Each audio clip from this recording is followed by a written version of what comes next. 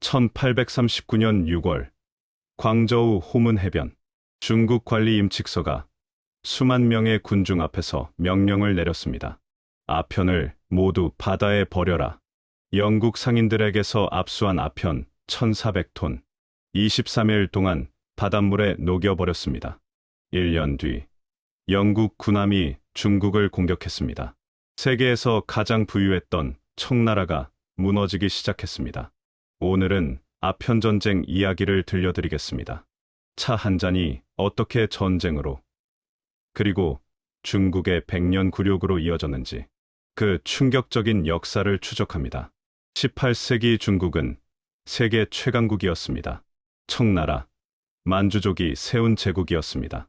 1644년 명나라를 무너뜨리고 중국을 지배했습니다. 강희제, 옹정제, 걸륭제 3대에 걸쳐 전성기를 맞았습니다.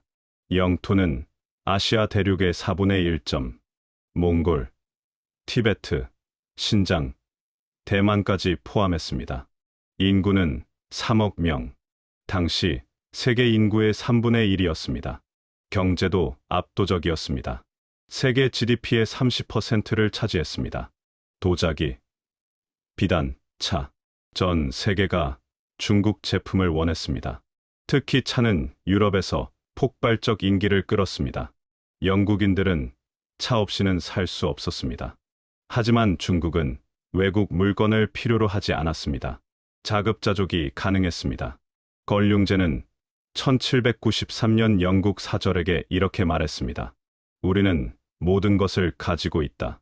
너희의 물건은 필요 없다. 17세기 중반 차가 영국에 들어왔습니다. 처음에는 귀족들만 마셨습니다. 비쌌기 때문입니다. 하지만 18세기가 되면서 대중화되었습니다. 영국인들은 차에 중독되었습니다. 아침, 점심, 저녁, 그리고 애프터눈 티, 하루에 여러 번 차를 마셨습니다. 1760년, 영국의 연간 차 수입량은 400만 파운드였습니다. 1800년, 2000만 파운드로 늘었습니다. 40년 만에 5배 증가했습니다. 문제는 무역 불균형이었습니다. 영국은 중국에서 차를 사들였습니다. 하지만 중국에 팔 물건이 없었습니다. 은으로 값을 치렀습니다. 매년 엄청난 양의 은이 중국으로 흘러갔습니다. 영국 정부는 걱정했습니다. 이대로 가면 은이 바닥날 것이었습니다. 해결책이 필요했습니다. 그들은 중국이 원하는 상품을 찾아야 했습니다. 그리고 찾았습니다. 아편이었습니다. 영국 동인도에 사는 인도를 지배하고 있었습니다. 18세기 중반부터 인도에서 아편을 재배했습니다. 양귀비에서 추출한 마약이었습니다. 처음에는 의료용이었습니다. 진통제로 사용되었습니다. 하지만 중독성이 강했습니다. 동인도에 사는 계산을 했습니다. 인도에서 아편을 재배해 중국에 팔면 이익이 엄청날 것이었습니다. 1773년 동인도에 사는 인도 아편 생산을 독점했습니다. 농민들에게 강제로 아편을 재배하게 했습니다. 그리고 중국으로 밀수했습니다. 청나라는 1729년부터 아편을 금지했습니다. 하지만 금지는 밀수를 막지 못했습니다. 영국 상인들은 중국 해안에 배를 대고 중국 밀수업자들에게 아편을 팔았습니다. 중국 관리들 중 일부는 뇌물을 받고 눈 감아 주었습니다. 아편은 빠르게 퍼졌습니다. 1800년 연간 아편 수입량은 4천 상자였습니다. 1838년 4만 상자로 증가했습니다. 40년 만에 10배에 늘었습니다. 아편은 중국 사회를 파괴했습니다. 중독자가 급증했습니다. 추정치로 200만 명에서 400만 명. 관리, 군인, 일반 백성 가리지 않았습니다. 아편을 피우면 모든 고통이 사라지는 듯했습니다. 하지만 중독되면 끊을 수 없었습니다. 하루에도 여러 번 피워야 했습니다. 돈이 다 떨어지면 집안 재산을 팔았습니다. 가족이 굶어도 아편을 샀습니다. 군대가 무너졌습니다. 병사들이 아편에 중독되어 전투력을 잃었습니다. 경제도 타격을 입었습니다. 이제는 무역 불균형이 역전되었습니다. 중국에서 은이 빠져나가기 시작했습니다. 아편을 사기 위해 은을 지불했기 때문입니다. 1820년대부터 1830년대까지 매년 600만 천만 양의 은이 유출되었습니다. 청나라 조정은 위기감을 느꼈습니다. 이대로는 나라가 망할 것이었습니다. 1838년 도광제 황제는 결단을 내렸습니다. 1838년 12월 황제는 임칙서를 흠차 대신으로 임명했습니다. 아편을 완전히 근절하라는 특명이었습니다. 임칙서는 60세의 노련한 관리였습니다. 청렴하고 강직한 성격으로 유명했습니다. 1839년 3월 그는 광저우에 도착했습니다. 광저우는 외국 무역의 중심지였습니다. 유일하게 외국 상인이 거주할 수 있는 곳이었습니다. 임칙서는 즉시 행동에 들어갔습니다. 중국 아편상 1600명을 체포했습니다. 아편 7만 근을 압수했습니다. 그리고 외국 상인들에게 통첩했습니다. 보유한 아편을 모두 제출하라. 그리고 다시는 아편을 가져오지 않겠다는 서약서를 쓰라. 어기면 사형에 처한다. 영국 상인들은 거부했습니다. 임칙서는 강경했습니다. 외국인 거주지를 포위했습니다. 식량과 물 공급을 차단했습니다. 영국 상인들은 6주간 갇혀 있었습니다. 결국 항복했습니다. 2만 상자, 약 1400톤의 아편을 내놓았습니다. 1839년 6월 3일 호문 해변, 임칙서는 대규모 아편 폐기 행사를 열었습니다. 수만 명의 군중이 지켜보는 가운데 진행되었습니다. 거대한 구덩이 3개를 팠습니다. 바닷물을 끌어들이고 석회와 소금을 섞었습니다. 아편을 넣고 녹였습니다. 23일 동안 계속되었습니다. 모든 아편이 바다로 흘러갔습니다. 임칙서는 바다의 신에게 제사를 지냈습니다. 이 더러운 물질이 바다를 오염시키니 용서하소서. 하지만 인간을 구하기 위함이니 이해해 주시기 바랍니다. 중국인들은 환호했습니다. 마침내 아편의 재앙을 막을 수 있을 것 같았습니다. 임칙서는 영국 여왕에게 편지를 썼습니다. 영국에서는 아편이 금지되어 있다고 들었습니다.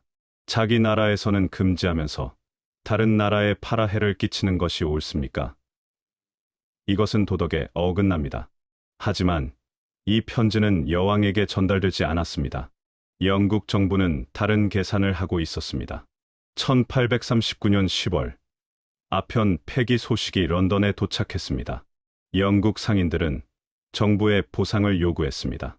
우리의 재산이 압류되었다. 중국에 전쟁을 선포하라. 영국 의회는 격렬하게 토론했습니다. 외무장관 팔머스턴은 전쟁을 주장했습니다. 중국이 영국의 재산을 약탈했다. 이것은 전쟁 사유다. 야당은 반대했습니다. 젊은 정치가 글래드스톤이 연설했습니다. 이것은 부정의한 전쟁입니다. 우리는 마약을 팔기 위해 전쟁을 하려는 겁니까?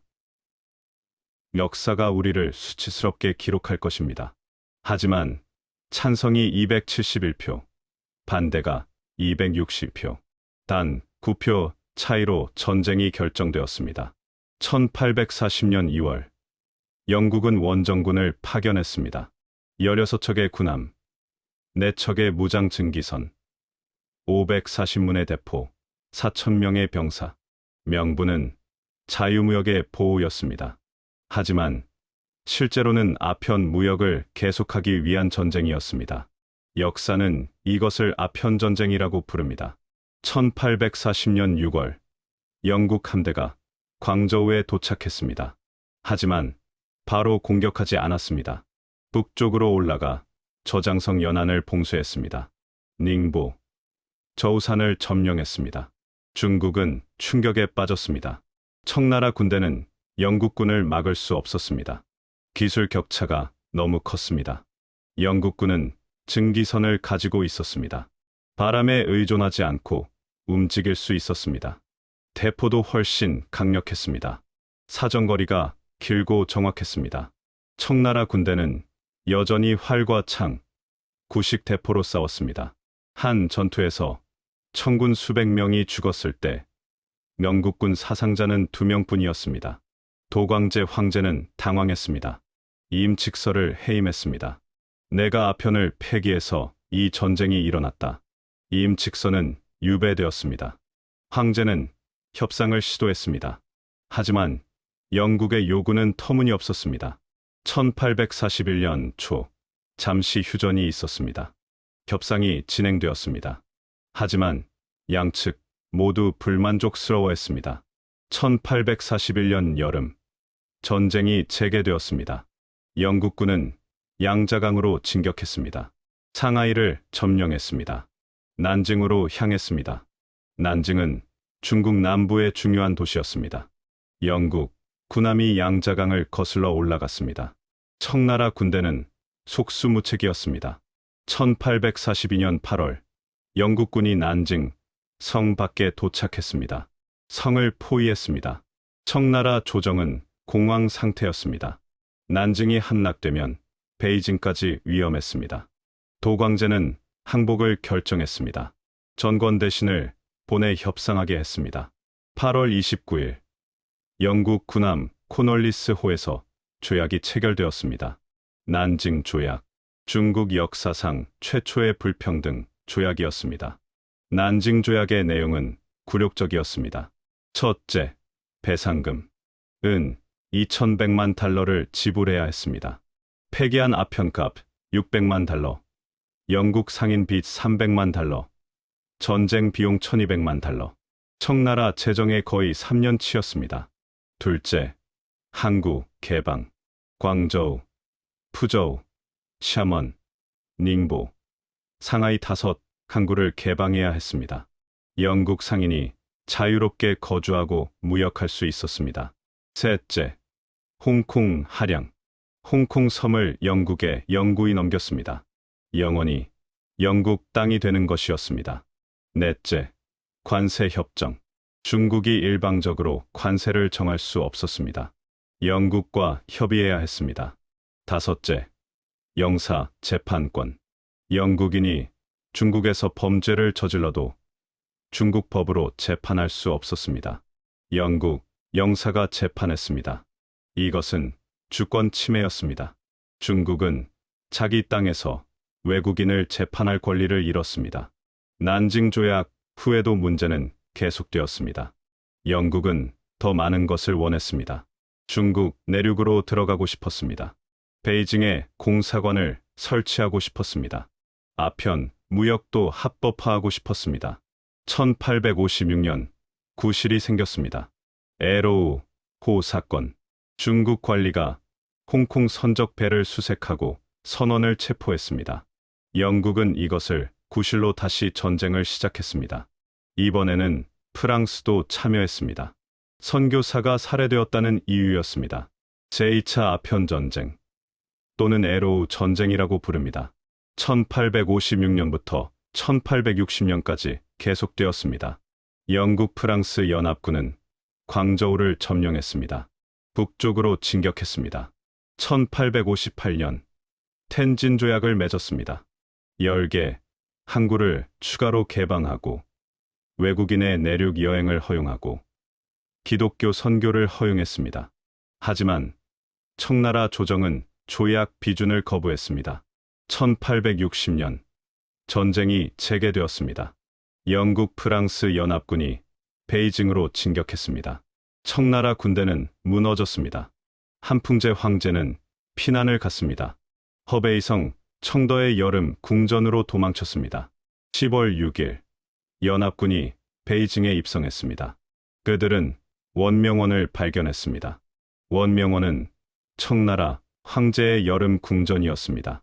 150년에 걸쳐 건설된 거대한 궁전 단지였습니다. 유럽식 건물도 있었고 정원도 아름다웠습니다. 수많은 보물이 있었습니다. 도자기, 그림, 옥, 금은 보화. 영국 프랑스 군대는 사흘 동안 약탈했습니다. 병사들은 보물을 마차에 실어 날랐습니다. 그리고 10월 18일 영국군 사령관 엘긴 경이 명령을 내렸습니다. 원명원을 불태워라. 사흘 동안 불이 탔습니다. 150년 역사의 궁전이 제가 되었습니다. 중국인들에게 이것은 치욕 그 자체였습니다. 1860년 10월 베이징 조약이 체결되었습니다. 청나라는 더 많은 것을 잃었습니다. 첫째, 추가 배상금. 영국의 800만 양, 프랑스의 800만 양. 둘째, 영토 할양. 홍콩 맞은편 주룽반도를 영국에 넘겼습니다. 러시아도 조정 역할을 했다며 연해주를 차지했습니다. 셋째, 텐진 개항. 베이징에서 가까운 텐진이 개항되었습니다. 넷째, 외국 공사의 베이징 주재. 외국 공사들이 베이징에 거주할 수 있게 되었습니다. 다섯째, 아편 무역 합법화. 아편을 약재로 분류해 무역을 허용했습니다. 제1차 아편 전쟁의 원인이었던 아편이 이제 합법이 되었습니다. 청나라는 완전히 굴복했습니다. 중국인들은 이 시기를 백년국치라고 부릅니다. 백년의 굴욕. 1840년부터 1949년까지 중국이 겪은 치욕의 시작이었습니다. 아편 전쟁 이후 중국은 급속히 약화되었습니다. 경제가 무너졌습니다. 막대한 배상금을 지불해야 했습니다. 세금이 올랐고 백성들은 고통받았습니다. 외국 상품이 쏟아져 들어왔습니다. 중국의 수공업이 무너졌습니다. 면직물, 철제품이 영국에서 들어와 중국 제품을 밀어냈습니다. 아편은 계속 퍼졌습니다. 이제 합법이었기 때문에 더 빠르게 퍼졌습니다. 1880년대 중국 성인 남성의 1020%가 아편 중독자였다는 추정도 있습니다. 사회 질서가 무너졌습니다. 1851년 태평천국의 난이 일어났습니다. 홍수전이라는 인물이 일으킨 대규모 반란이었습니다. 14년 동안 계속되었고 2천만 명 이상이 죽었습니다. 청나라 정부는 이것을 진압하는데 모든 힘을 쏟았습니다. 외세와 내란, 두 가지 위기에 직면했습니다. 전통적 질서가 흔들렸습니다. 서양 문물이 들어오고 선교사들이 전도했습니다. 일부 중국 관료들은 변화를 시도했습니다. 중체서용, 서양의 기술을 배우되 중국의 전통은 지키자. 이것을 자강운동이라고 부릅니다. 1860년대부터 시작되었습니다. 무기를 만드는 공장을 세웠습니다. 강남 제조국, 복주 선정국, 서양식 군함을 만들려고 했습니다. 학교를 세워 외국어와 과학을 가르쳤습니다. 유학생을 외국에 보냈습니다. 하지만 너무 늦었고 너무 부족했습니다. 보수파의 반발이 심했습니다. 서양 오랑캐의 것을 배워서 무엇하겠는가? 자금도 부족했습니다. 특히 서태후가 권력을 잡으면서 개혁은 더뎠습니다. 그녀는 보수적이었고 개혁보다 권력 유지에 관심이 있었습니다.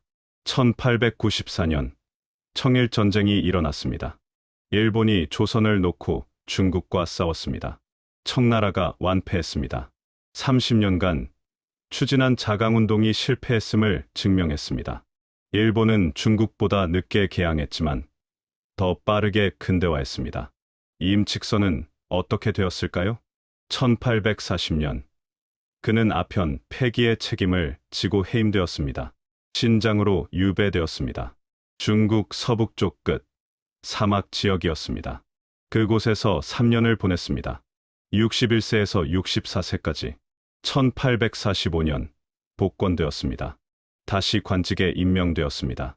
광서, 산시 총독을 역임했습니다. 하지만 건강이 나빴습니다. 1850년 광시 총독으로 있을 때 태평천국의 난이 일어났습니다. 황제는 그에게 진압을 명령했습니다. 임칙선은 출정을 준비했습니다. 하지만 11월 22일 광저우로 가던 중 병으로 죽었습니다. 66세였습니다.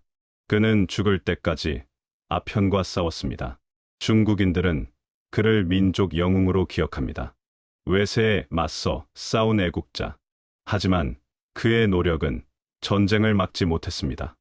역사의 흐름을 바꾸기에는 이미 늦었습니다.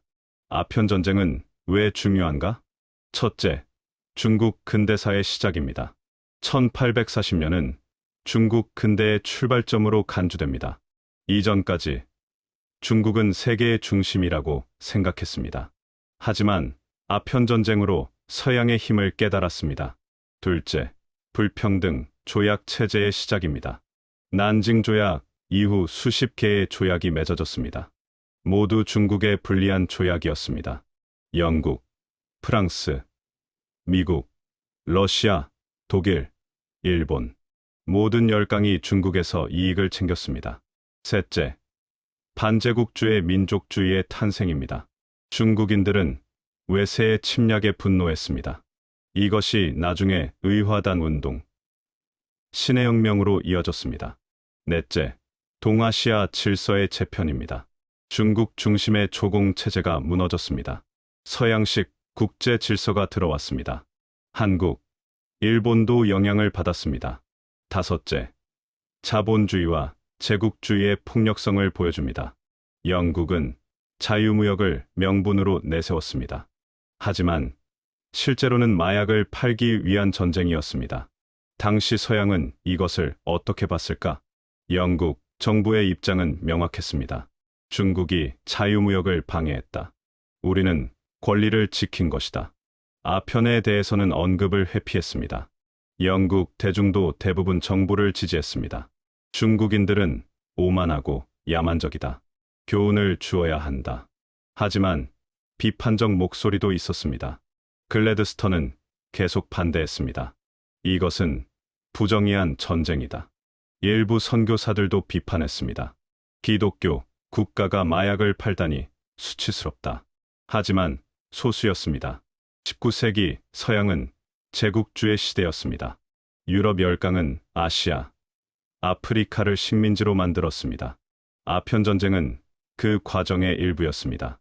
서양은 이것을 문명화 사명이라고 불렀습니다. 야만적인 동양을 문명화한다는 명분. 하지만 실제로는 착취와 지배였습니다. 중국의 관점에서는 침략이었습니다. 현대 중국에서 아편전쟁은 어떤 의미인가?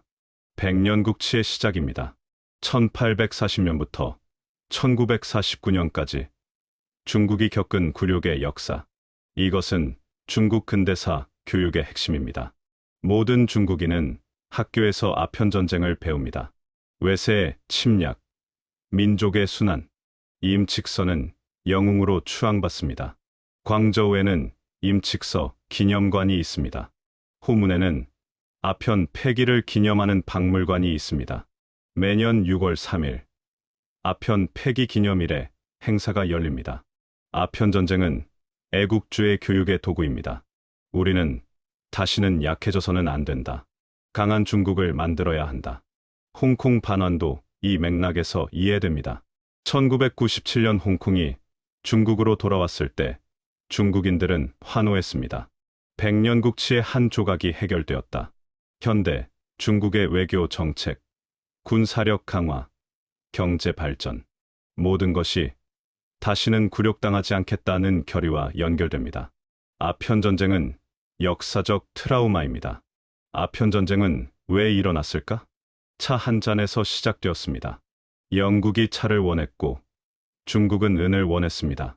무역 불균형을 해결하기 위해 영국은 아편을 팔았습니다. 중국이 아편을 금지하자 영국은 전쟁을 일으켰습니다. 이것은 자유무역이 아니었습니다. 마약, 밀매국이 마약 단속국을 공격한 것이었습니다. 역사는 아이러니합니다. 정의로운 쪽이 졌고 부정한 쪽이 이겼습니다. 힘이 정의를 이겼습니다. 아편전쟁은 19세기 제국주의의 본질을 보여줍니다. 경제적 이익을 위해서라면 전쟁도 불사하는 시대. 약한 나라는 주권도 지킬 수 없는 시대. 중국은 이 전쟁으로 100년 굴욕의 시대를 맞았습니다. 하지만 이것이 중국 근대화의 출발점이기도 했습니다. 고통 속에서 중국은 변화의 필요성을 깨달았습니다. 오늘날 중국의 부상은 이 역사적 트라우마와 무관하지 않습니다. 다시는 약하지 않겠다는 결의. 아편전쟁은 끝났지만 그 기억은 여전히 살아있습니다. 오늘 세계사 이야기는 여기까지입니다. 오늘도 영상이 재미있으셨다면 좋아요, 구독, 그리고 알림 설정까지 끝까지 시청해주셔서 감사합니다. 다음 편에 더 흥미로운 세계사 이야기로 돌아오겠습니다.